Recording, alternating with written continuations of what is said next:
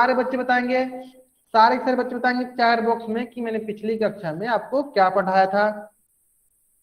बहुत बढ़िया, बहुत बढ़िया। हमने पिछली कक्षाओं में पढ़ा था।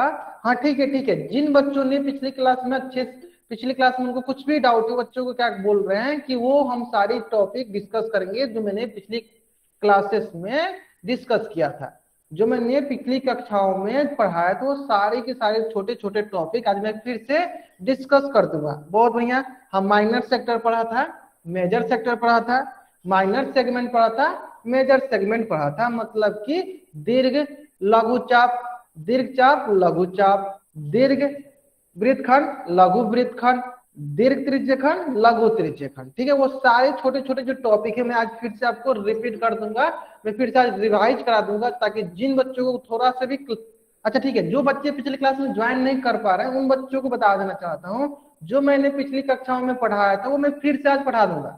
जो मैंने पिछली कक्षाओं में पढ़ाया था वो मैं आज फिर से पढ़ा दूंगा, आपको फिर से समझ में आ जाएगा। ठीक है, तो चलिए हम लोग अपनी कक्षा को शुरू करते हैं। तो जैसा कि सभी बच्चों को पता है, हम लोग क्या पढ़ रहे हैं, हम लोग पढ़ रहे हैं कक्षा 9वीं की गणित विषय। क्या पढ़ रहे हैं, कक्षा 9वीं की गणित विषय। और गणित विषय में क्या पढ़ रहे हैं, गणित विषय में पढ़ रहे हैं ज्यामिति। और ज्यामिति पढ़ने के सीरीज में, ज्यामिति पढ़ने के दौरान हम लोग बहुत सारे छोटे छोटे टॉपिक पढ़ रखा है। जैसे कि पहले पढ़ा था त्रिभुज, फिर हम लोगों ने पढ़ा था चतुर्भुज, और अभी हम लोगों ने स्टार्ट किया, शुरू किया वृत्त। और वृत्त से संबंधित हम लोगों ने बहुत सारे छोटे छोटे कंसेप्ट पढ़ रखा है। जैसे कि हम लोगों ने पिछले कक्षाओं में पढ़ा था दीर्घ एवं लघु चाप। क्या पढ़ा था, दीर्घ एवं लघु चाप। तो चलिए हम लोग क्या करते हैं, इसको एक बार डिस्कस कर लेते हैं, ताकि जो बच्चे पिछली कक्षा में नहीं आए थे या जो बच्चे पिछली कक्षा में थे, अगर उनको थोड़ा सा भी डाउट होगा उनका डाउट क्लियर हो जाएगा, उनका डाउट क्लियर हो जाएगा। चलिए तो सबसे पहले देखते हैं कि दीर्घ एवं लघु चाप कौन सा होता है। तो इसके लिए क्या करते हैं, सबसे पहले हम लोग इस वृत्त में दो बिंदु लेते हैं। एक बिंदु ये हो गया और दूसरा बिंदु ये हो गया। ठीक है, तो एक ये हो जाएगा आपका, और दूसरा पार्ट कौन सा हो जाएगा, दूसरा पार्ट हो जाएगा ये आपका ऊपर वाला, ये हो जाएगा आपका दूसरा पार्ट, ये हो जाएगा आपका दूसरा पार्ट। ठीक है, तो सारे के सारे बच्चे बताएंगे, इससे अगर हम 1 मानते हैं और इससे हम लोग 2 मानते हैं, तो जैसे कि सारे बच्चों को मैंने बताया था, दीर्घ का मतलब क्या होता है, बड़ा, और लघु का मतलब क्या होता है, लघु का मतलब होता है छोटा। दीर्घ का मतलब क्या होता है, बड़ा, और लघु का मतलब होता है छोटा। यानी जो बड़ा, यानी जो बड़ा भाग होता है उसे कहते हैं दीर्घ, और जो छोटा भाग होता है उसे कहते हैं लघु। तो इसके हिसाब से आप बताइए कि जो ये 1 और ये जो 2, तो सबसे पहले बताएंगे कि ये जो 1 है ये दीर्घ चाप है या लघु चाप। अगर ये दीर्घ चाप है तो डी टाइप कीजिए, अगर लघु चाप है तो एल टाइप कीजिए। ये 1 जो है, ये जो 1 है, अगर ये दीर्घ चाप है तो डी टाइप कीजिए, अगर लघु चाप है तो एल टाइप कीजिए। बहुत बढ़िया, बहुत बढ़िया। कैसा चाप है, तो ये आपकी दीर्घ चाप है, ये आपकी क्या है, दीर्घ चाप है। 1 क्या है, 1 आपकी है दीर्घ चाप, 1 आपकी क्या है, दीर्घ चाप। आगे समझ में, चलिए इसी प्रकार बताइए ये जो 2 नंबर वाली जो चाप है, ये दीर्घ चाप है या लघु चाप है। अगर दीर्घ चाप है तो डी टाइप कीजिए, लघु चाप है तो एल टाइप कीजिए। बहुत बढ़िया। कैसा चाप है, ये आपकी लघु चाप है। ये आपकी क्या है, ये आपकी हो गई लघु चाप, ये आपकी क्या हो गई, लघु चाप। चलिए अब हम लोग क्या करते हैं, अब हम लोग क्या करते हैं, एक बिंदु यहाँ पे ले लेते हैं और डी। ठीक है, चलिए अब सारे के सारे बच्चे सबसे पहले बताएंगे कि दीर्घ चाप का नामकरण हम लोग कैसे करते हैं। दीर्घ चाप का नामकरण हम लोग कैसे करते हैं, सारे बच्चे करके दिखाएंगे। दीर्घ चाप का नामकरण करके बताएंगे चैट बॉक्स में, दीर्घ चाप का नामकरण करके बताएंगे सारे बच्चे।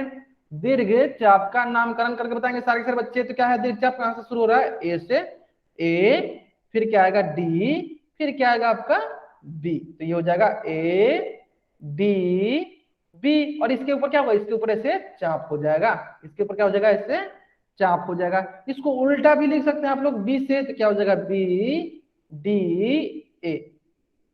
आप ऐसे भी लिख सकते हैं और ऐसे भी लिख सकते हैं। ठीक है, चलिए इसी प्रकार लघु चाप बताएंगे सारे बच्चे, सारे के सारे बच्चे बताएंगे लघु चाप इसी प्रकार जल्दी बताएंगे सारे बच्चे। लघु चाप का क्या नामकरण होगा? लघु चाप का नामकरण होगा ए बी, मतलब यहां से यहां तक ए बी, या और क्या बोल सकते हैं बी ए। तो जिन बच्चों का पिछला क्लास मिस हो गया था, जो बच्चे पिछली क्लास में नहीं आ पाए होंगे, उनको अभी समझ में आ गया होगा कि दीर्घ चाप और लघु चाप क्या होता है।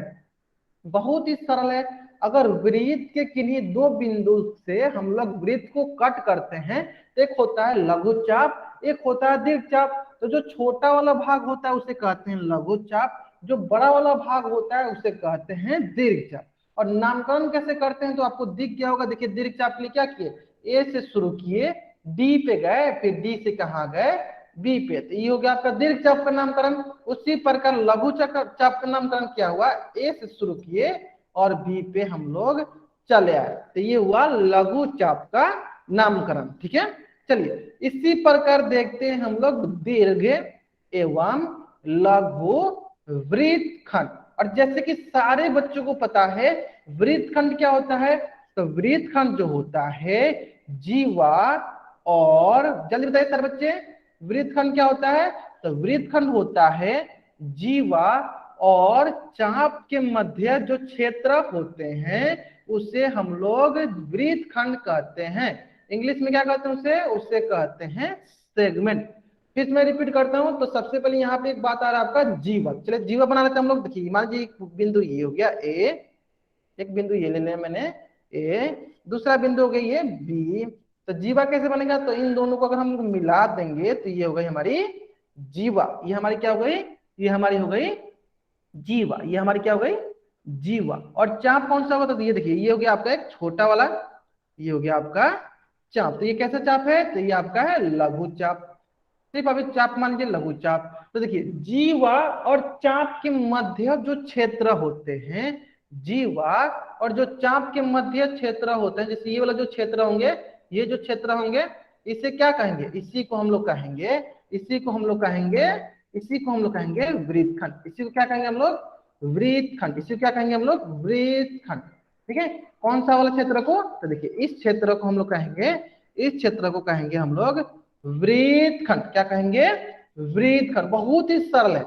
वृत्तखंड क्या होता है, वृत्तखंड होता है, वृत्तखंड क्या होता है, वृत्तखंड होता है जीवा और चाप के मध्य जो क्षेत्र होते हैं उसे कहते हैं वृत्तखंड। तो सारे के सारे बच्चे बताएंगे कि ये जो वृत्तखंड है, ये जो वृत्तखंड है, ये लघु वृत्तखंड है या दीर्घ वृत्तखंड। अगर लघु वृत्तखंड है तो एल टाइप करें, दीर्घ वृत्तखंड है तो डी टाइप करेंगे, लघु वृत्तखंड है तो एल टाइप करेंगे, दीर्घ वृत्तखंड है तो डी टाइप करेंगे। चलिए मैं एक बार फिर से रिपीट करता हूं, मैं एक बार फिर से रिपीट करता हूं। जिन बच्चों को थोड़ा बहुत डाउट होगा मैं एक बार फिर से रिपीट करता हूं। देखिए जो वृत्तखंड होता है वो चाप और जीवा के मध्य वाले क्षेत्र होता है। जैसे मान लीजिए यहाँ पे एक मैंने चाप, एक यहाँ पे मैंने जीवा बना दिया, ये हो गया जीवा, ये हो गया, ये हो गया आपका क्या, ये आपका हो गया जीवा, ये आपका क्या हो गया, ये आपका हो गया जीवा। और ये क्या हो गया, ये नीचे वाला आपका क्या होगा, ये हो गया चाप। तो कैसा चाप है, ये आपका लघु चाप है। ठीक है, चाप सिंपल भाषा में, सरल भाषा में ये समझ लीजिए कि जीवा और चाप के मध्य जो क्षेत्र होते हैं, तो इसके मध्य कौन सा क्षेत्र है, इसके मध्य ये क्षेत्र है। तो इससे हम लोग कहेंगे, इससे हम लोग कहेंगे लघु वृत्तखंड। लघु क्यों बोल रहे हैं, तो लघु इसलिए बोल रहे हैं क्योंकि ये जीवा और लघु चाप के मध्य है, तो इसे कहेंगे लघु वृत्तखंड। उसी प्रकार बताइए सारे के सारे बच्चे कि अगर ये हो जाए, ये कौन सा चाप है, ये आपका है दीर्घ चाप। कौन सा चाप है, ये आपका दीर्घ चाप। तो जीवा और दीर्घ चाप के मध्य, जैसे कि ये वाला जो क्षेत्र है, जीवा और दीर्घ चाप के मध्य जो क्षेत्र होंगे उससे कौन सा वृत्तखंड कहेंगे। अगर दीर्घ वृत्तखंड कहेंगे तो डी टाइप कीजिए, और लघु वृत्तखंड कहेंगे तो एल टाइप कीजिए। जीवा और दीर्घ चाप के मध्य जो वृत्तखंड होंगे, अगर वो दीर्घ वृत्तखंड होंगे तो डी टाइप कीजिए, और लघु वृत्तखंड होंगे तो एल टाइप कीजिए। तो इस प्रकार ये किस प्रकार के वृत्तखंड है, तो ये आपके दीर्घ वृत्तखंड है। आगे समझ में, चलिए तो जल्दी से जल्दी सारे के सारे बच्चे मान लेते हैं, यहाँ पे हो गया डी और यहाँ पे मान लेते हैं हम लोग सी। तो जल्दी से जल्दी सारे के सारे बच्चे, और यहाँ पे मैं मान लेता हूँ एच, क्या मान लेता हूँ एच। तो जल्दी से जल्दी सारे के सारे बच्चे क्या करेंगे, दीर्घ वृत्तखंड का नामकरण करेंगे। जल्दी से सारे बच्चे करेंगे और चैट बॉक्स में जल्दी बताएंगे कि दीर्घ वृत्तखंड का नामकरण क्या होगा। जल्दी बताएंगे सारे बच्चे। बहुत बढ़िया बोलते हैं। क्या होगा देखिए, कहां से शुरू करेंगे हम लोग, यहाँ से शुरू करते हैं, यहाँ से शुरू, चलिए यहाँ पे स्टार्ट करते हैं हम लोग। देखिए यहाँ से ये हो गया ए के बाद हो गया एच, एच के बाद हो गया आपका बी, बी के बाद क्या आएगा, बी के बाद आपका आएगा डी, और डी के बाद आपका आ जाएगा ए। तो कौन कौन सा हो गया, कौन कौन सा हो गया आपका, हुआ ए, एच, बी, डी, ए। ये आपका क्या हो गया, ये आपका हो गया दीर्घ वृत्तखंड, मेजर सेगमेंट। ठीक है, चलिए इसी प्रकार सारे के सारे बच्चे चैट बॉक्स में बताएंगे कि लघु वृत्तखंड का नामकरण क्या होगा। लघु वृत्तखंड का नामकरण क्या होगा, सारे बच्चे बताएंगे लघु वृत्तखंड का नामकरण क्या होगा। जल्दी से जल्दी बताएंगे सारे बच्चे। बहुत बढ़िया, बहुत बढ़िया। चलिए हाँ, बहुत अच्छा। देखिए लघु वृत्तखंड का नामकरण क्या होगा, देखिए कहां से शुरू करेंगे, ए से। तो क्या ए, एच, बी, सी और ए, और ए, एच, बी, सी, ए। ये हो गया आपका लघु वृत्तखंड। चलिए, तो अगर यहां तक सारे बच्चों को समझ में आ गया है तो इस पेज का स्क्रीनशॉट ले और चैट बॉक्स में वाई टाइप करेंगे। सारे बच्चे जल्दी जल्दी करेंगे, इस पेज का स्क्रीनशॉट लेंगे और चैट बॉक्स में वाई टाइप करेंगे। जो बच्चे लेट से ज्वाइन करें वो बच्चे कोशिश कीजिए कि जल्दी से जल्दी क्लास ज्वाइन करें। इस पेज का स्क्रीनशॉट लें और चैट बॉक्स में वाई टाइप करेंगे। आगे सब बच्चों को समझ में, बहुत बढ़िया, बहुत बढ़िया। तो ये हो गया आपका दीर्घ एवं लघु वृत्तखंड, मेजर एंड माइनर सेगमेंट। इसी प्रकार से अब हम लोग सीखेंगे दीर्घ एवं लघु त्रिज्यीय खंड, मेजर एवं माइनर सेक्टर। अब ये क्या होता है, चलिए देख लेते हैं एक बार फिर से। ये क्या होता है, चलिए देख लेते हैं एक बार फिर से। तो ये होता है आपका, ये होता है आपका, अगर एक हम लोग वृत्त लेते हैं, अगर एक हम लोग वृत्त लेते हैं तो ये त्रिज्या खंड क्या होता है, तो त्रिज्या खंड होता है आपका त्रिज्या और चाप के मध्य जो क्षेत्र होते हैं इसे कहते हैं, इसे कहते हैं त्रिज्या खंड। तो अब रही बात कि यहाँ पे हम लोग को क्या करना पड़ेगा, पहले त्रिज्या बनाना पड़ेगा। तो मैंने क्या किया, यहाँ पे एक त्रिज्या बना दिया। ठीक है, तो एक ए हो गया, ये हो गया बी, ये हो गया आपका त्रिज्या, ये हो गया आपका त्रिज्या। तो त्रिज्या और चाप के मध्य जो क्षेत्र होते हैं, त्रिज्या और चाप के मध्य जो क्षेत्र होते हैं उससे हम लोग कहते हैं, यहाँ पे ये जो चाप होगा कौन सा चाप होगा, ये लघु चाप होगा। तो देखिए त्रिज्या और चाप के मध्य जो क्षेत्र होंगे इसे हम लोग कहेंगे त्रिज्या खंड, इसे कहेंगे हम लोग त्रिज्या खंड। इसे क्या कहेंगे, त्रिज्या खंड। तो सारे के सारे बच्चे बताएंगे कि ये त्रिज्या खंड लघु त्रिज्या खंड है तो एल टाइप करेंगे, दीर्घ त्रिज्या खंड है तो डी टाइप करेंगे। अगर ये त्रिज्या खंड लघु त्रिज्या खंड है तो एल टाइप करेंगे, दीर्घ त्रिज्या खंड है तो डी टाइप करेंगे। बहुत बढ़िया। कैसा त्रिज्या खंड है, तो लघु त्रिज्या खंड है। क्यों, क्योंकि ये त्रिज्या और लघु चाप के मध्य वाले क्षेत्र हैं।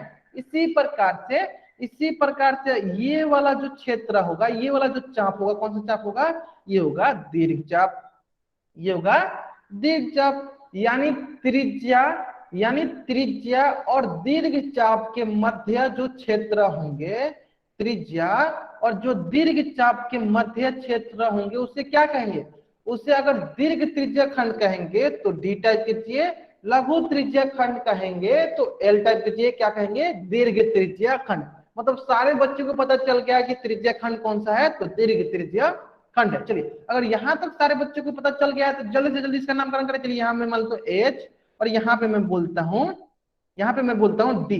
चलिए इसको थोड़ा अच्छे से करता हूँ, चलिए इसको मैं करता हूँ। ये हो गया आपका डी और ये हो गया आपका एच। तो जल्दी जल्दी नामकरण कीजिए। सबसे पहले नामकरण कीजिए आप लघु त्रिज्या खंड का, सबसे पहले आप नामकरण कीजिए लघु त्रिज्या खंड का। ठीक है, जो बच्चे थोड़ा लेट से आए उनको बता देता हूँ। देखिए अगर हमें त्रिज्या खंड बोल रखा है तो त्रिज्या खंड जो होता है वो त्रिज्या और चाप के मध्य जो क्षेत्र होते हैं उसे कहते हैं त्रिज्या खंड। जैसे कि मान लीजिए क्या है, ये आपका त्रिज्या है, ये आपका क्या है, ये आपका त्रिज्या है, और ये क्या है, ये आपका चाप है, तो इसे कहेंगे लघु त्रिज्या खंड। चलिए सारे बच्चे बताएंगे लघु त्रिज्या खंड का नामकरण क्या करेंगे। बहुत बढ़िया। देखिए क्या होगा, देखिए कहां शुरू करेंगे, कहां से शुरू करेंगे, हम लोग शुरू करेंगे ए से। तो ये हो गया ए ओ बी, बी के बाद क्या आएगा डी, डी के बाद आएगा ए, क्या हो जाएगा ए ओ बी डी, डी के बाद हो गया ए। ये हो गया आपका लघु त्रिज्या खंड। इसी प्रकार दीर्घ त्रिज्या खंड बताएंगे सारे बच्चे, दीर्घ त्रिज्या खंड का नामकरण करेंगे। तो दीर्घ त्रिज्या खंड का भी नामकरण उसी प्रकार होगा, क्या होगा ए ओ बी, बी के बाद क्या आएगा एच, एच के बाद क्या आ जाएगा ए। तो क्या होगा ए ओ बी एच के बाद आ गया ए। ये हो गया आपका दीर्घ त्रिज्या खंड। अगर यहां तक सारे बच्चों को समझ में आ गया है, अगर यहां तक सारे बच्चों को समझ में आ गया है, तो इस पेज का स्क्रीनशॉट ले और चैट बॉक्स में वाई टाइप करेंगे। इस पेज का स्क्रीनशॉट ले और चैट बॉक्स में वाई टाइप करेंगे। आगे सारे बच्चों को समझ में, बहुत बढ़िया, बहुत बढ़िया। चलिए अब सारे के सारे बच्चे क्या करेंगे, होमवर्क वाला जो सीट है उसको निकाल लेंगे, क्योंकि अब हम लोग क्या करने जा रहे हैं, इसी से संबंधित मैंने आपको होमवर्क दिया था, तो वो सारे होमवर्क हम लोग डिस्कस कर लेते हैं। सारे बच्चे होमवर्क वाला वर्कशीट निकाल लेंगे, सारे के सारे बच्चे होमवर्क वाला वर्कशीट निकाल लेंगे। तो चलिए ठीक है, जिन बच्चों का पीछे का कुछ भी छूट गया है, तो मैंने जो पिछला जो भी टॉपिक पढ़ाया था वो मैंने आज रिपीट कर दिया है, ठीक है। अगर फिर भी आपको कुछ भी डाउट है, फिर भी आपको कुछ भी डाउट है, तो मैं आपको क्लास के बाद इस क्लास का लिंक दे दूंगा, इस क्लास के यूट्यूब वीडियो का लिंक दे दूंगा, आप वहां से कर लीजिएगा, ठीक है। जिन बच्चों का कुछ भी छूट गया है वो बच्चे क्या करेंगे, वो बच्चे क्या करेंगे, क्लास के बाद में उनको यूट्यूब वीडियो का लिंक दे दूंगा और वो वहां से कर लेंगे, ठीक है। अभी के लिए क्या करना है, चलिए हम लोग आपका होमवर्क डिस्कस करने से पहले एक आप क्वेश्चन कर लेते हैं जो कि आपके स्क्रीन पे है, और इस क्वेश्चन के उत्तर कहाँ देना आप सभी को, इस क्वेश्चन के उत्तर आप सभी को पोल सेक्शन में जाकर देना है। क्वेश्चन क्या है, क्वेश्चन जो है बताइए कि कथन सत्य है या असत्य, वृत्त का व्यास वृत्त को दो बराबर त्रिज्या खंड में विभाजित करता है, यह कथन सत्य है या असत्य, ये कथन सत्य है या असत्य। आपको ए बी दो ऑप्शन में से टाइप करना है, ए बी दो ऑप्शन में से टाइप करना है, यह कथन सत्य है या असत्य। मैं क्या करता हूं, आपको एक वृत्त बनाता हूं, मैं क्या करता हूं आपके लिए एक वृत्त बनाता हूं, ताकि सारे बच्चे इस प्रश्न को अच्छे से समझ लेंगे। देखिए आपको बोल रखा है व्यास, क्या बोल रखा है, एक व्यास, तो मैं यहाँ पे एक व्यास बना दिया, ये हो गया व्यास। चलिए ये ए यहाँ पे हो गया आपका केंद्र, ओ यहाँ पे हो गया बी।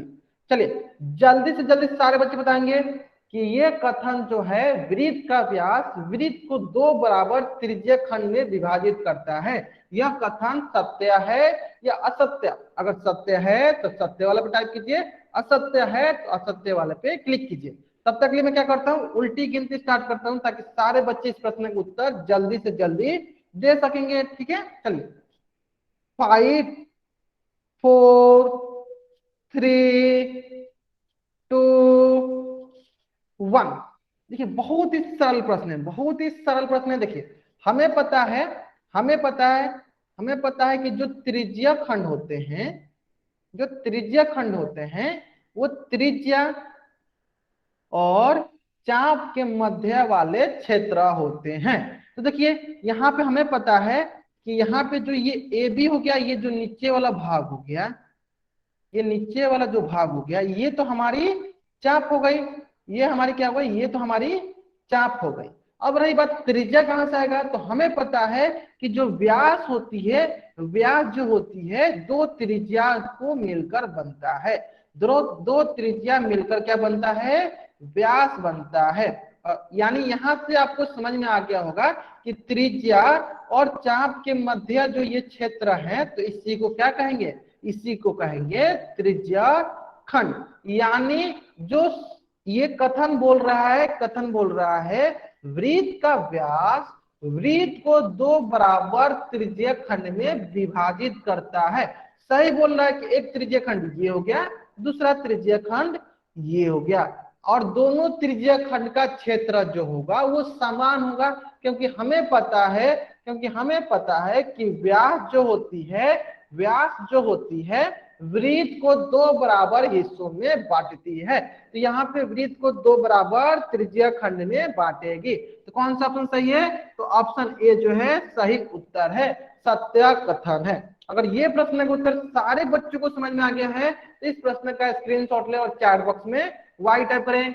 इस प्रश्न का स्क्रीनशॉट ले और चैट बॉक्स में वाई टाइप करें। आगे समझ में सारे बच्चों को? चलिए जल्दी से जल्दी सारे के सारे बच्चे अपना होमवर्क वाला बुक खोल दे। और होमवर्क मैंने क्या दिया था? मैंने होमवर्क दिया था प्रश्नवाली 5.1। तो क्या करना है, मैं क्वेश्चन नंबर बोलूंगा, अगर आपको क्वेश्चन में डाउट होगी, तो आप चैट बॉक्स में क्वेश्चन नंबर टाइप कीजिएगा। अगर क्वेश्चन में डाउट नहीं होगा तो आपको कुछ भी टाइप नहीं करना है। मैं फिर से रिपीट करता हूं, अगर आपको किसी भी क्वेश्चन में डाउट होगा तो आप क्वेश्चन नंबर टाइप कीजिएगा। अगर क्वेश्चन में डाउट नहीं होगा तो कुछ भी टाइप नहीं करना है, ठीक है। चलिए question number 1, question number 2, question number 3। चलिए क्वेश्चन नंबर 3 में डाउट है, चलिए बहुत बढ़िया, बहुत बढ़िया। चलिए क्वेश्चन नंबर 3 बताता हूं आपको। देखिए आपको यहाँ पे बतानी है जीवा, और सभी बच्चों को पता है, सभी के सभी बच्चों को पता है कि जो जीवा होती है वो वृत्त पर स्थित किन्हीं दो बिंदु को मिलाने वाली रेखाखंड होती है। इसका मतलब देखिए, एक ये बिंदु हो गया तो ये आपकी एक जीवा हो गई, ठीक है। दूसरी जीवा कौन सी हो गई? तो दूसरी जीवा आपकी ये हो गई ए बी, और तीसरी जीवा कौन सी हो गई? C D. क्योंकि ये जो है, चलिए ये जो है देखिए वृत्त पर स्थित एक बिंदु ये हो गया, दूसरा बिंदु ये हो गया, तो पहला जीवा ये हो गया एफ, ठीक है। क्या ए भी जीवा है? हाँ ए भी जीवा है, क्योंकि ये भी वृत्त पर स्थित दो बिंदु को मिलाने वाली रेखाखंड है। क्या सीडी जीवा है? हाँ ये भी जीवा है, क्योंकि ये वृत्त पर स्थित दो बिंदु को मिलाने वाली रेखाखंड है। अब बहुत बच्चों के मन में ये प्रश्न आ रहा होगा कि क्या सर सीएफ भी जीवा है? हाँ सीएफ भी जीवा है, क्योंकि ये भी वृत्त पर मिलाने वाली दो रेखाखंड है। चलिए अब सारे के सारे बच्चे बताएंगे क्या पीक्यू जो है रेखा, जो क्या पीक्यू जीवा है? अगर ये जीवा है तो वाई टाइप करें, अगर नहीं है तो एन टाइप करें। क्या पीक्यू जीवा है? अगर जीवा है तो वाई टाइप करेंगे, नहीं है तो एन टाइप करेंगे। जो बच्चे एन टाइप करेंगे वो बच्चे बताएंगे कि ये जीवा क्यों नहीं है, ये जीवा क्यों नहीं है। बहुत बढ़िया, बहुत बढ़िया, क्योंकि ये वृत्त पर स्थित बिंदुओं से मिलकर नहीं बना है, इसका मतलब ये जीवा नहीं है, यानी एन होगा, यानी ये जीवा नहीं है। आगे समझ में? बहुत मतलब it is out of the circle, मतलब सर्कल के बाहर है, वृत्त पर स्थित बिंदुओं को मिलाने वाली रेखाखंड नहीं है, ठीक है। आगे समझ में सारे बच्चों को? अगर ये समझ में आ गया है तो इस पेज का स्क्रीनशॉट ले और चैट बॉक्स में वाई टाइप करें। चलिए उसी प्रकार से क्वेश्चन नंबर 4, ये भी बहुत ही सरल उसी प्रकार से। चलिए इसी प्रकार प्रश्नवाली 6.1, क्वेश्चन नंबर 1 का ए बी सी, 6.1 का question number A B C. उसी प्रकार क्वेश्चन नंबर 2 का ए बी। चलिए ए बी देख लेते हैं। देखिए बहुत ही सरल है, बहुत ही सरल प्रश्न है ये, बहुत ही सरल प्रश्न है। आपको यहाँ बोल रखा है ए सी बी क्या दीर्घ चाप है? हाँ हमें पता है कि ये जो होता है दीर्घ चाप में एक अतिरिक्त बिंदु होता है, तो ये हो गया ए सी बी हमारी दीर्घ चाप है, तो जल्दी बताइए सर बच्चे इसका लघु चाप क्या होगा? इसका लघु चाप का नामकरण बताएंगे सर बच्चे, लघु चाप का नामकरण बताएंगे सर बच्चे, इसका लघु चाप का नामकरण बताएंगे। बहुत बने, क्या होगा लघु चाप का नामकरण? A B. यानी ये जो है ये सत्य कथन है, ये हाँ हो, ये आपका हो गया सत्य कथन यानी हाँ। इसी प्रकार बताएंगे सारे बच्चे, इसी प्रकार सारे बच्चे बताएंगे कि डीजी एक लघु चाप है, डीजी एक लघु चाप है। हाँ ये क्या है? ये आपकी एक लघु चाप है, यानी ये भी कथन जो है सत्य कथन है, हाँ है, सत्य लिखिए या हाँ है, ठीक है। आगे समझ में? चलिए इसी प्रकार से प्रश्नवाली 7.1 क्वेश्चन नंबर 1 का ए बी, प्रश्नवाली 7.1 का क्वेश्चन नंबर ए का ए बी। चलिए यहां पे आपको बताना है दीर्घ वृत्त खंड, और हमें पता है वृत्तखंड क्या होता है? तो वृत्तखंड जो होता है जीवा और चाप के मध्य जो क्षेत्र होते हैं उसे कहते हैं वृत्तखंड। तो यहाँ पे ये क्या होगा, ये आपका हो गया जीवा, और ये क्या होगा, ये आपका हो गया चाप। कौन सा चाप है, ये आपका है दीर्घित चाप। तो जल्दी बताइए इसका नामकरण क्या होगा, ये होगा जीवा और ये हो जाएगा चाप। तो क्या हो जाएगा, जीवा क्या है, जल्दी बताइए इसका नामकरण क्या होगा, जल्दी जल्दी बताएंगे सारे बच्चे। इसका नामकरण क्या होगा, तो कैसे नामकरण करेंगे, ऐसे करते हैं, ए के बाद आएगा बी के बाद आएगा क्या, सी के बाद आएगा ए। तो क्या हो जाएगा, ए बी सी ए। तो ये हो गया आपका दीर्घ वृत्तखंड। इसी प्रकार बताइए लघु वृत्तखंड का नामकरण, लघु वृत्तखंड का नामकरण सारे बच्चे बताएंगे जल्दी जल्दी। लघु वृत्तखंड का नामकरण बहुत बढ़िया, कौन सा नामकरण है इसका, ए बी के बाद आएगा डी के बाद आएगा ए। क्या होगा नामकरण इसका, इसका नामकरण होगा ए बी डी। ये हो गया लघु वृत्तखंड। आगे समझ में, चलिए। तो अगर यहां तक सारे बच्चों को समझ में आ गया तो इस पेज का स्क्रीनशॉट ले और चैट बॉक्स में वाई टाइप करें। इस पेज का स्क्रीनशॉट ले और चैट बॉक्स में वाई टाइप करेंगे सारे बच्चे। आगे समझ में सारे बच्चों को, चलिए। इसी प्रकार प्रश्नावली 7.1 का question number C, D, question number 2 का A B C D, A B C D. चलिए हमें बी सी दोनों बताते, चलिए बी सी में दोनों बताता हूं आप लोगों को। चलिए ध्यान देंगे, चलिए ध्यान देंगे। यहाँ पे बहुत ही सरल प्रश्न है, बहुत ही सरल प्रश्न, ध्यान देंगे। चलिए एक एक करके बताते हैं सारे सारे प्रश्न। देखिए सबसे पहले क्या दिया, ए एफ डी। तो देखिए ये हो गया ए, ये हो गया एफ, और ये हो गया यहां से यहां तक डी। तो देखिए एफ क्या, एफ आपका है जीवा और ये है आपका चाप। और जीवा चाप के मध्य जैसे हमें पता है वृत्तखंड जो होता है, वृत्तखंड जो होता है वो जीवा और चाप के मध्य वाला क्षेत्र होता है।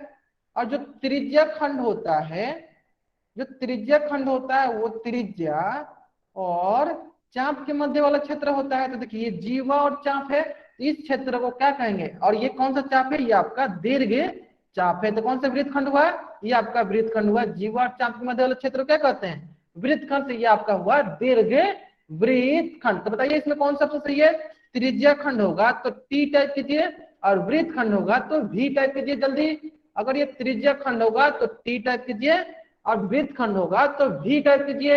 ए एफ डी त्रिज्या खंड होगा तो टी टाइप कीजिए, और वृत्तखंड होगा तो वी टाइप कीजिए। क्या होगा, ये दीर्घ वृत्तखंड होगा। आगे समझ में, चलिए। अगर यहां तक अगर आपको समझ में आ गया है तो इसी प्रकार से क्वेश्चन नंबर ये हो गया आपका वृत्तखंड। ठीक है, चलिए। ए ओ एफ जी लघु त्रिज्या खंड है या वृत्तखंड। चलिए ए ओ देख देखते हैं, ये हो गया ए ओ एफ और यहां से हो गया ये जी। तो ए ओ क्या, ये सब सारे सारे क्या है, ये सारे सारे त्रिज्या हैं। और त्रिज्या और चाप के मध्य वाले क्षेत्र को क्या कहते हैं, त्रिज्या और चाप के मध्य वाले क्षेत्र को कहते हैं त्रिज्या खंड। तो ये किस प्रकार का त्रिज्या खंड है, तो ये आपका लघु त्रिज्या खंड है। अगर यहां तक सारे बच्चों को समझ में आ गया होगा तो इस पेज का स्क्रीनशॉट ले और चैट बॉक्स में वाई टाइप करें। इस पेज का स्क्रीनशॉट ले और चैट बॉक्स में वाई टाइप करेंगे। आगे सारे बच्चों को समझ में, चलिए। तो यहां तक हम लोगों ने अपनी पिछली कक्षाओं में पढ़ रखा है, यहां तक हम लोगों ने पिछली कक्षाओं में पढ़ रखा है। अब हम लोग पढ़ने जा रहे हैं वृत्त की परिधि, वृत्त की परिधि, सर्कमफ्रेंस ऑफ सर्कल। वृत्त की परिधि मतलब वृत्त का परिमाप। तो सबसे पहले थोड़ा बहुत हम लोग परिमाप के बारे में समझ लेते हैं कि परिमाप क्या होता है। ठीक है, चलिए सबसे पहले हम लोग समझ लेते हैं कि परिमाप क्या होता है। देखिए परि का मतलब होता है परिक्रमा करना, परि का मतलब क्या होता है, परिक्रमा। ठीक है, परिक्रमा करना। और माप का मतलब क्या होता है, माप का मतलब होता है मापना। ठीक है, इसको इंग्लिश में हम लोग बोलते हैं पेरीमीटर। पेरी मतलब होता है सराउंडिंग करना, चारों तरफ घूमना। मीटर मतलब होता है उसको मेजर करना। ठीक है, हिंदी में क्या होता है, परिमाप। परि मतलब होता है परिक्रमा करना, किसी भी आकृति के चारों तरफ घूमना मतलब परिक्रमा करना। माप मतलब क्या होता है, मापना। जैसे कि मान लीजिए आपके सामने एक आकृति दिया हुआ, जैसे मान लीजिए एक आकृति, ये एक चतुर्भुज मैंने क्या किया आपके लिए बना दिया, ये आपके लिए मैंने चतुर्भुज बना दिया, मैंने क्या किया, चतुर्भुज बना दिया। ठीक है, जो कि ये हो गया ए, ये हो गया बी, ये हो गया सी और ये हो गया डी। और मान लेते हैं कि ये है 3 सेंटीमीटर, ये है 4 सेंटीमीटर, ये है 5 सेंटीमीटर और ये है आपका 6 सेंटीमीटर। ठीक है, और हमें इसका निकालना है परिमाप, और हमें इसका क्या निकालना है, परिमाप। तो परिमाप निकालने के लिए हम लोग क्या करेंगे, परिमाप निकालने के लिए क्या करेंगे, इसकी परिक्रमा करेंगे। इसकी क्या करेंगे, परिक्रमा करेंगे। परिक्रमा कैसे करेंगे, चलिए देख लेते हैं। देखिए हम लोग क्या करते हैं, एक लड़का को यहाँ पे बैठा देते हैं और उसको बोलते हैं कि आप इस आकृति के चारों तरफ इसकी परिक्रमा करो। तो कैसे करेगा, ये जो है यहां से यहां आएगा पहले, तो कितनी दूरी तय करेगा, कितनी दूरी तय करेगा, तो पहले दूरी तय करेगा 3 सेंटीमीटर। फिर क्या करेगा, ये जो है यहां से यहां आएगा, कितनी दूरी तय करेगा, तो ये तय करेगा 4 सेंटीमीटर। ठीक है, फिर ये क्या करेगा, यहां से यहां आएगा, तो ये कितनी दूरी तय करेगा, यहाँ पे दूरी तय करेगा वो 5 सेंटीमीटर, है ना। फिर वो यहां से यहां आएगा, जहां से स्टार्ट किया था, जहां से शुरू किया था, तो ये कितनी दूरी तय करेगा, 6 सेंटीमीटर। तो यही इसका क्या होता है, परिमाप। तो चलिए सारे बच्चे बताएंगे जल्दी जल्दी कि इसकी परिमाप कितनी होगी, इसकी परिमाप कितनी होगी। सारे सारे बच्चे जल्दी जल्दी बताएंगे चैट बॉक्स में कि इसकी परिमाप कितनी होगी। बहुत बढ़िया, कितनी होगी, तो देखिए ये हो गया 6 4 10 और 8 18 सेंटीमीटर। तो इस आकृति की परिमाप कितनी हो गई, 18 सेंटीमीटर। आगे समझ में, चलिए अगर आपको ये समझ में आ गया तो मैं क्या करता हूँ, एक आकृति और बनाता हूँ। चलिए एक आकृति और बनाता हूँ ताकि आप इस प्रश्न का उत्तर जल्दी से जल्दी समझ सकेंगे। देखिए ये हो गया ए, ये हो गया बी, ये हो गया सी, और इसे मैं करता हूँ 11 सेंटीमीटर, और इसे करता हूँ मैं 12 सेंटीमीटर, और इसे करता हूँ मैं 13 सेंटीमीटर। ठीक है, जल्दी बताइए इस आकृति की परिमाप कितनी होगी, इस आकृति की परिमाप कितनी होगी, जल्दी से जल्दी बताएंगे सारे बच्चे, इस आकृति की परिमाप कितनी होगी, इस आकृति की परिमाप कितनी, सारे बच्चे बताएंगे चैट बॉक्स में कि इस आकृति की परिमाप कितनी होगी। बहुत बढ़िया, बहुत बढ़िया, मतलब सारे बच्चों को पता चल गया। देखिए कैसे देखेंगे, कैसे देखेंगे, देखिए मैं क्या करता हूँ, यहाँ पे एक लड़का ले लेता हूँ और इसको बोलता हूँ कि आप इस आकृति की चारों तरफ जाओ। तो ये यहाँ से यहाँ तक जब जाएगा तो कितनी दूरी तय करेगा, 11 सेंटीमीटर। ठीक है, फिर यहाँ से यहाँ तक जब जाएगा कितनी दूरी तय करेगा, 13 सेंटीमीटर। इसको इस आकृति की चारों तरफ जाना है, फिर वो यहां से यहां तक जब जाएगा जहां से वो शुरू किया था, तो कितनी दूरी तय करेगा, 12 सेंटीमीटर। इस प्रकार से वो टोटल जहां से शुरू किया था वहीं पे आ गया। तो टोटल कितना दूरी तय किया, तो उन्होंने, इस बच्चे ने टोटल 36 सेंटीमीटर की दूरी तय किया। और उसी को हम लोग क्या कहते हैं, उसी को हम लोग कहते हैं परिमाप। बहुत ही सरल है। देखिए परिमाप एक बार फिर से रिपीट कर लेते हैं। देखिए परि मतलब क्या होता है, परि मतलब होता है परिक्रमा करना। परि मतलब क्या होता है, परिक्रमा करना। जैसे कि यहाँ पे ये जो बच्चा है इस आकृति की परिक्रमा कर रहा है, और माप मतलब क्या होता है, परिक्रमा करने के साथ साथ उसको मापना।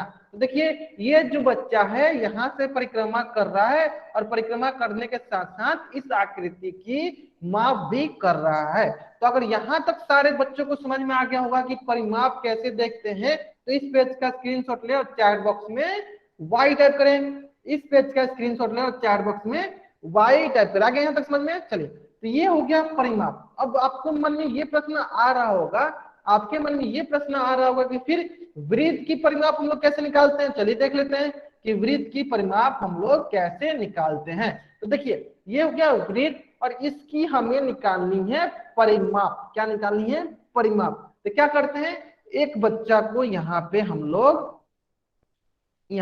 रख देते हैं, यहाँ पे हम लोग उसको बैठा देते हैं और उसको बोलते हैं कि आप क्या करो, इस आकृति की चारों तरफ घूमकर इस आकृति की माप करो। ठीक है, तो क्या करेंगे, ये चारों तरफ परिक्रमा करेगा, तो यहाँ पे आएगा, धीरे धीरे धीरे धीरे चारों तरफ जाएगा, यहाँ पे आएगा, धीरे धीरे चारों तरफ जाएगा, इधर भी जाएगा, धीरे धीरे जहां से शुरू किया था वहां पे चल जाएगा। और पूरा वहां पे जाने के बाद ये कुछ दूरी तय करेगा, जिससे हम लोग कहेंगे परिमाप। जिससे हम लोग क्या कहेंगे, परिमाप।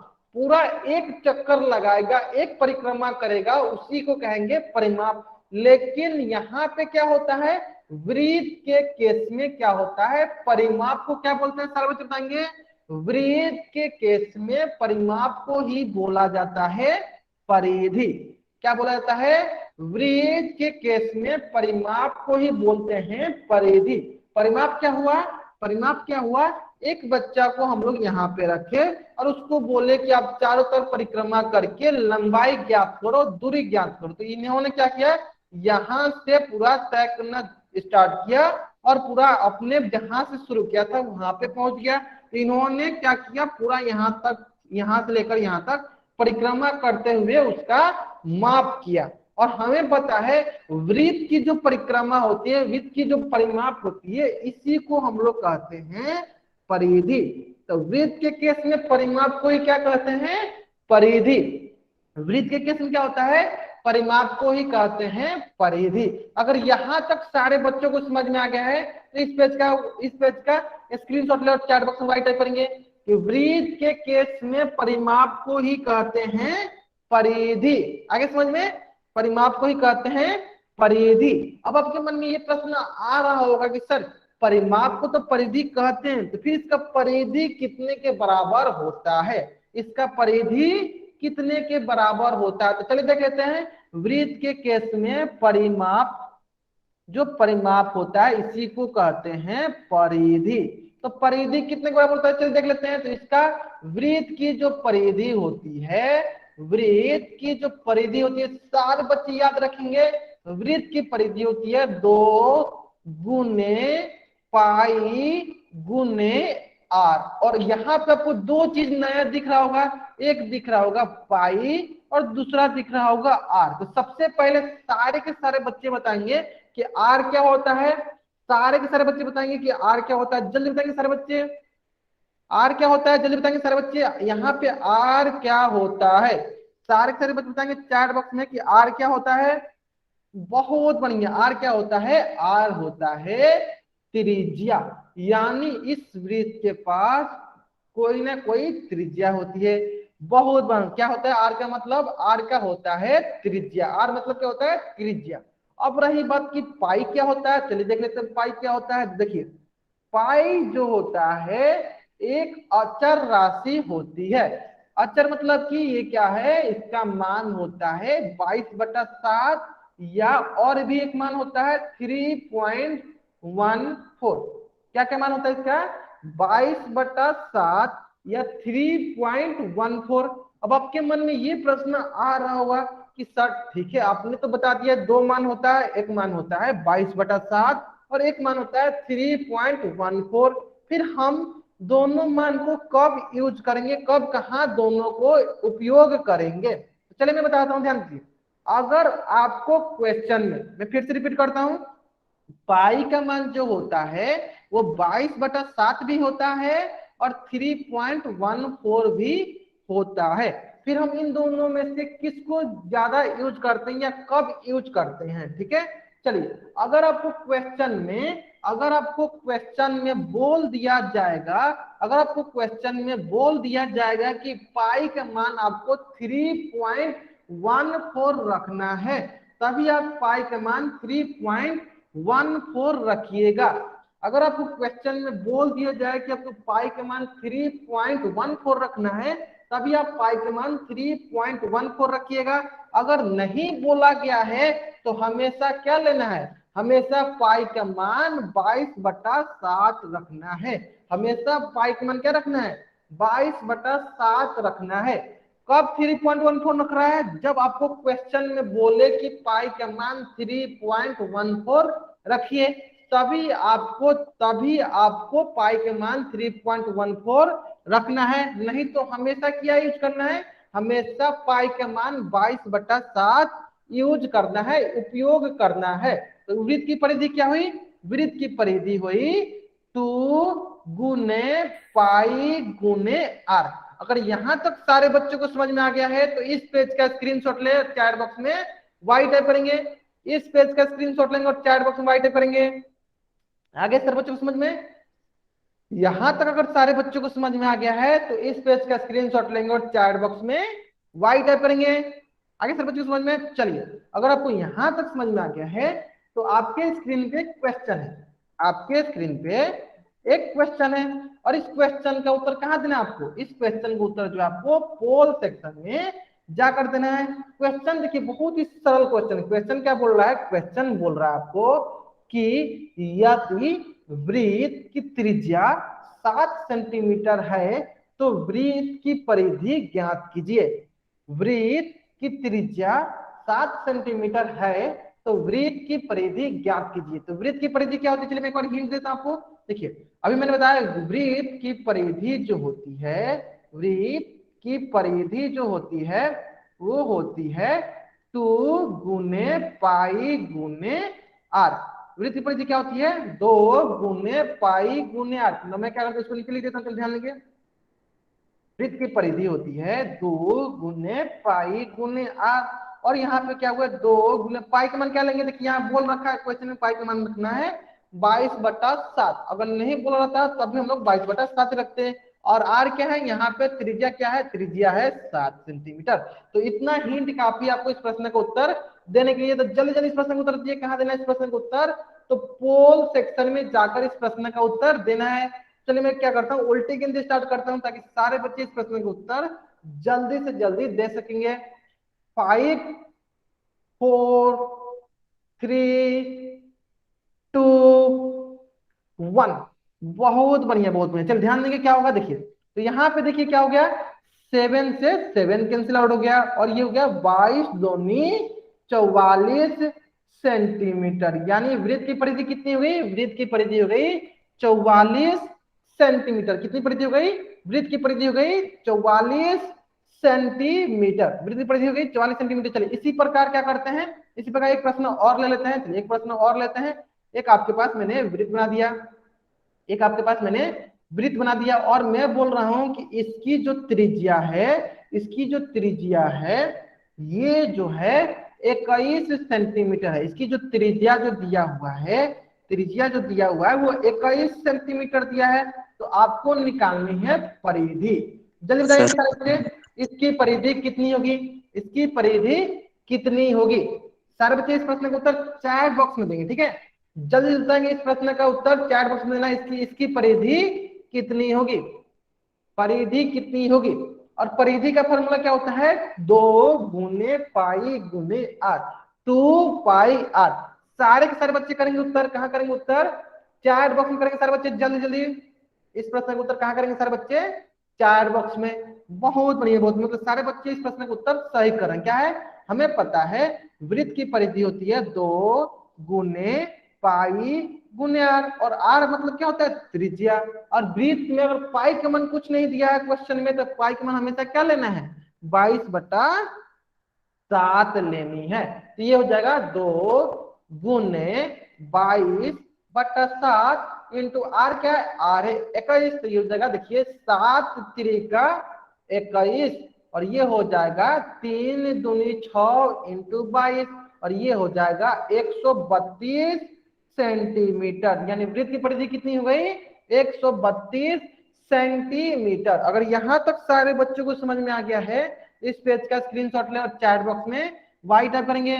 इस पेज का स्क्रीनशॉट ले और चैट बॉक्स में वाई टाइप करेंगे। आगे समझ में सारे बच्चों को, बहुत बढ़िया बहुत बढ़िया। चलिए अगर आपको यहां तक समझ में आ गया है तो आपके स्क्रीन पे एक और क्वेश्चन है, आपके स्क्रीन पे एक और क्वेश्चन है। क्वेश्चन बोल रहा है कि यदि वृत्त का परिमाप 21 पाई सेंटीमीटर है तो वृत्त की त्रिज्या ज्ञात कीजिए। इस प्रश्न का उत्तर कहां देना है, इस प्रश्न का उत्तर जो है पोल सेक्शन में जाकर देना है। कहां देना है, पोल सेक्शन में जाकर देना है। बहुत ही सरल प्रश्न है, बहुत ही सरल प्रश्न है। इसमें आपको परिधि दिया हुआ, आपको त्रिज्या ज्ञात करनी है। जैसे कि मान लीजिए मैं क्या करता हूँ, यहाँ पे आपको हिंट देने के लिए एक वृत्त डाल देता हूं, चलिए ताकि आप इसको समझ सकेंगे। देखिए आपको यहाँ पे वृत्त की परिधि दिया हुआ है और आपको ये रेडियस, ये आपको आर मतलब की त्रिज्या निकालनी है, और आपको वृत्त की परिधि दिया हुआ है, मतलब कि आपको परिधि दिया हुआ है। तो परिधि किसके बराबर होता है,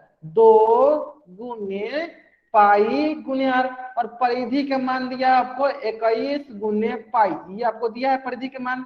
और आपको इज इक्वल टू होगा 2 गुने पाई गुने आर। आपको क्या निकालना है, आपको निकालना है आर। इतना हिंट काफी आपको इस प्रश्न का उत्तर देने के लिए। तो जल्दी से जल्दी इस प्रश्न का उत्तर देंगे, कहां देंगे इस प्रश्न का उत्तर, पोल सेक्शन में जाकर देंगे। सारे के सारे बच्चे इस प्रश्न का उत्तर कहां देंगे, पोल सेक्शन में जाकर देंगे।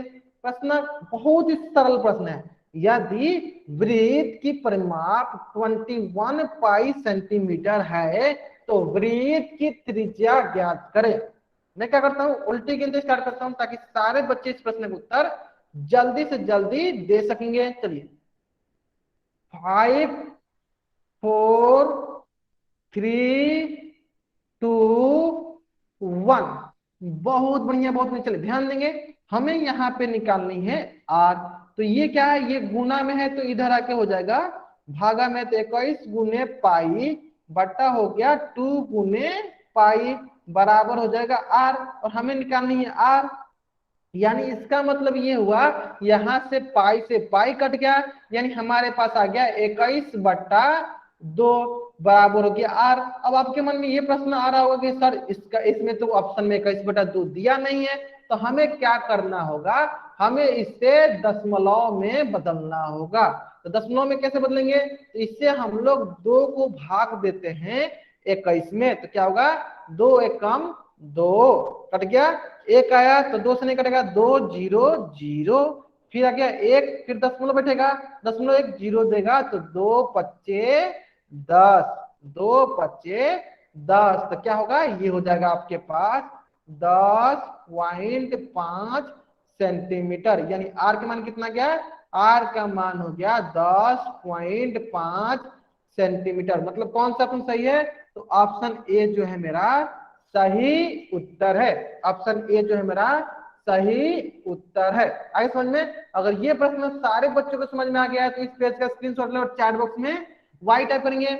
इस पेज का स्क्रीनशॉट लेंगे और चैट बॉक्स में वाई टाइप करेंगे कि अगर वृत्त की परिधि दिया हो, अगर त्रिज्या निकालनी हो तो क्या करते हैं। आगे सारे बच्चों को समझ में चले, अगर सारे बच्चों को ये प्रश्न समझ में आ गया है तो मैं भी आपको एक प्रश्न देता हूं, और इस प्रश्न का उत्तर आपको कहां देना है, चैट बॉक्स में जाकर देना है। ये एक आपको वृत्त दिया हुआ है और इसकी क्या करनी है, आपको त्रिज्या निकालनी है। इसकी क्या करनी है, त्रिज्या निकालनी, मतलब आर निकालनी है। और आपको इस वृत्त की परिधि दिया हुआ है। परिधि कितना दिया हुआ है, तो परिधि जो है आपको दिया हुआ है, परिधि जो दिया हुआ है 48 पाई। परिधि क्या दिया हुआ है, 48 पाई। तो आपको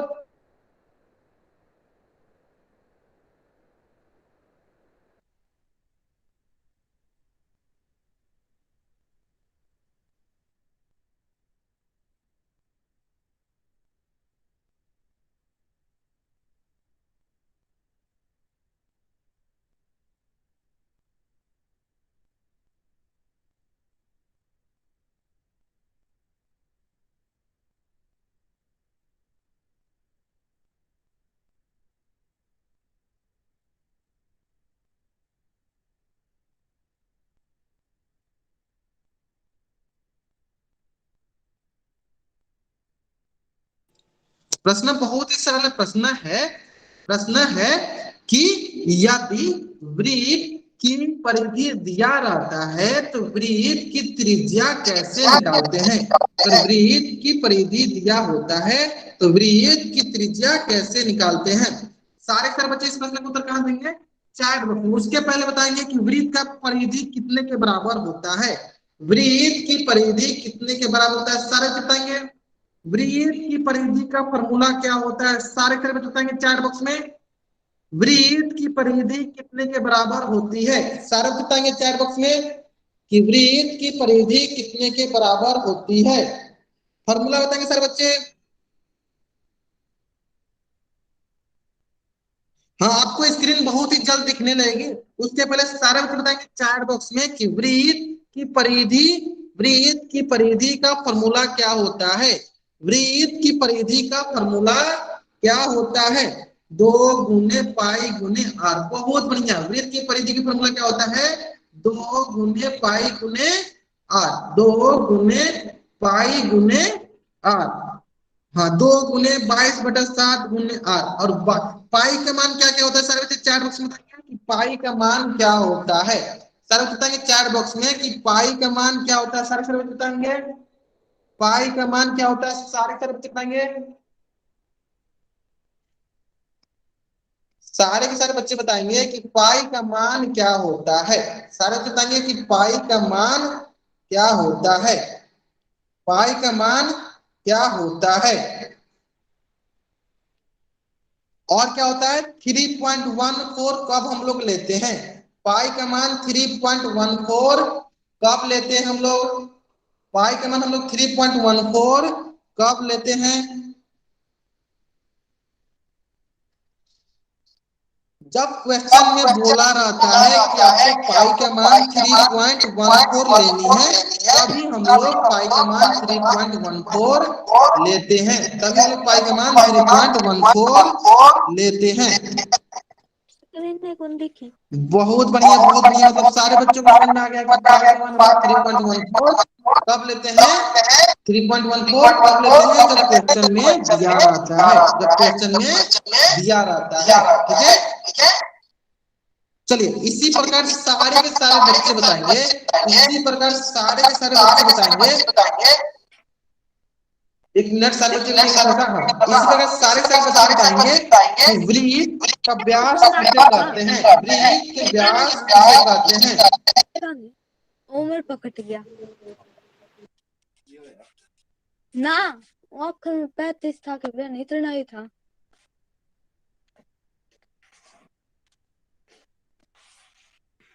सर आपका माइक म्यूट है।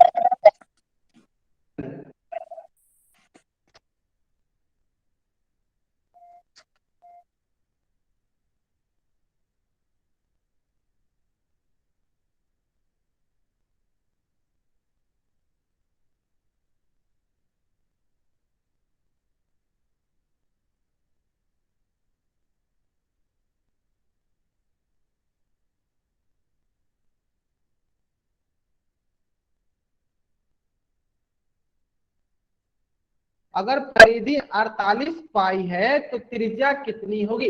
अगर परिधि 48 पाई है तो त्रिज्या कितनी होगी? बहुत बच्चों ने उत्तर दिया था, वो उत्तर जो है सही दिया था। चलिए देख लेते हैं एक बार कैसे निकालते हैं। तो देखिए, अगर हमें परिधि जो है 48 पाई दी रहती है तो त्रिज्या हमें निकालनी रहती है, तो कैसे निकालते हैं? तो देखिए, हमें पता है कि परिधि जो होती है वो होती है 2 गुने पाई गुने आर, और यहाँ परिधि दिया हुआ है 48 पाई, तो ये इक्वल टू होगा 2 गुने पाई गुने आर, और हमें निकालनी है आर। हमें क्या निकालनी है? आर निकालनी है। तो देखिए ये हो जाएगा आपके पास 48 गुने पाई, और 2 गुने पाई को क्या करेंगे? नीचे लिख लेंगे, 2 गुने पाई बराबर हो जाएगा आर। तो यहाँ से हो जाएगा पाई से पाई कट गया, और 2 से कितना बार मिल जाएगा? 24 बार में, यानी आर का मान कितना गया? आर का मान गया 24 सेंटीमीटर। आर का मान कितना गया? आर का मान गया 24। अगर हम लोग सेंटीमीटर में लेंगे त्रिज्या को तो क्या हो जाएगा? त्रिज्या सेंटीमीटर हो जाएगा। अगर परिधि सेंटीमीटर में दिया रहता है तो त्रिज्या भी सेंटीमीटर में हो जाता। अगर यहाँ तक सारे बच्चों को समझ में आ गया है तो इस पेज का स्क्रीनशॉट लो, चैट बॉक्स में टाइप करें। अगर यहाँ तक सारे बच्चों को समझ में आ गया है इस पेज का स्क्रीनशॉट ले और चैट बॉक्स में वाई टाइप करें। चलिए आज का होमवर्क है आपका प्रश्नवाली 8.1, इस पेज का स्क्रीनशॉट ले और चैट बॉक्स में वाई टाइप करें। आज का होमवर्क है आपका प्रश्नवाली 8.1, इस पेज का स्क्रीनशॉट ले और सारे बच्चे चैट बॉक्स में वाई टाइप करें। इस पेज का स्क्रीनशॉट ले और सारे बच्चे इस पेज का स्क्रीनशॉट ले और चैट बॉक्स में वाई टाइप करें।